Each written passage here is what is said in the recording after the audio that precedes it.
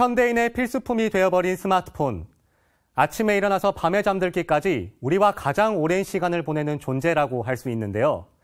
하지만 과도한 스마트폰 사용으로 부작용을 호소하는 이들이 늘어나고 있습니다. 특히 눈 건강을 해치고 있는데요. 송일영 국민기자가 취재했습니다. 서울의 한 번화가. 바쁘게 목적지를 향해 걸어가는 시민들 중에 무언가에 집중하고 있는 이들의 모습이 특히 눈에 띕니다. 고개를 숙인 채 발걸음을 늦추는 이들은 손에 쥔 스마트폰을 열심히 바라보고 있습니다. 제가 이제 학원 갔다 오고 학교 끝나고 그러면 남은 시간 동안 자기 전까지는 좀 한 4시간 정도 많이 사용하는 것 같습니다. 8시간에서 10시간 이제 출퇴근하면서 지하철에서 좀 많이 사용하는 것 같고요. 이제 집에서도 계속 이제 SNS 같은 걸 많이 하다 보니까 좀 많이 쓰는 것 같아요. 출퇴근 시간 등의 이동 시간, 쉬는 시간, 그리고 자기 전까지 스마트폰은 사람들의 일상의 일부라고 해도 과언이 아닌데요. 편리하고 즐거워서 쓰게 되는 스마트폰이지만 최근 과도한 사용으로 인한 안구건조증 등의 눈질환으로 고통받는 사람들의 수는 늘어나고 있습니다. 안과에 갔더니 안구건조증과 시력 감퇴 증상을 처방받았어요.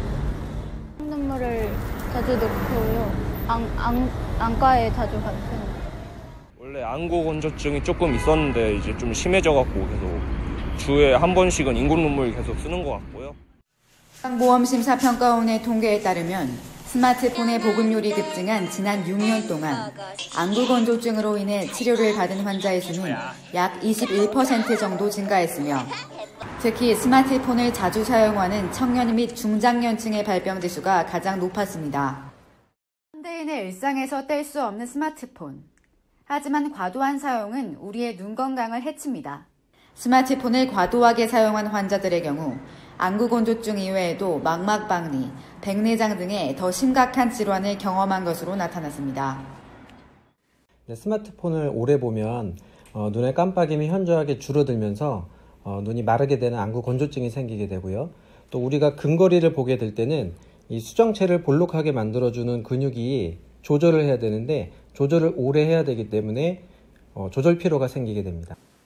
우리 생활에 뗄래야 뗄 수 없는 물건이 된 스마트폰. 편리함과 즐거움을 누리는 것도 좋지만 무엇보다 소중한 우리의 눈을 위해 잠시 쉬어주는 것도 좋을 것 같습니다. 국민리포트 송일영입니다.